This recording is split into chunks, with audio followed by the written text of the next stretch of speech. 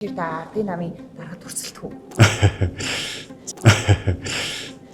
100 газраа зөв цагтаа байр сууриа илэрхийлэх нь зүг баг.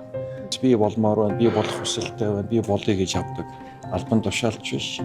За одоогор бол миний хувьд бас бодсон сансан зүйл байхгүй. Одоо их хурлын өмнө тэг байр сууриа илэрхийлэх тийм зохимжтой биш ээ. Та бол тухайн өдрөөсөө мэддэг юм шүү дээ. Одоо энэ чинь угаасаа намынхаа их хурал дээр л бас одоо шийдэгдэх асуудал байгаа даа л гэсэн хэлмээр. За баярлалаа.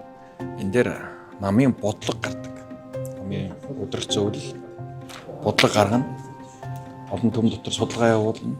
Ханал хүсэлтийг нэгтгэх нь.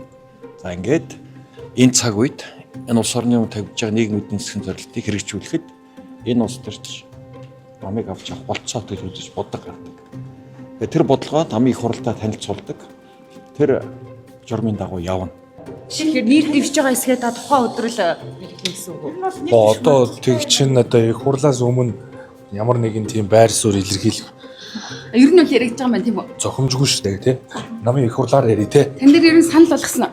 Гойгүй. Хин ч дэвших хэрэгтэй шүү дээ. Аха. Хин ч нэр дэвших хэрэгтэй. Тий. Тэгэхээр 100 газраа зөв цагтаа би байр суурь илэрхийлье. Өнөөдөр тул шаардлага байна. За.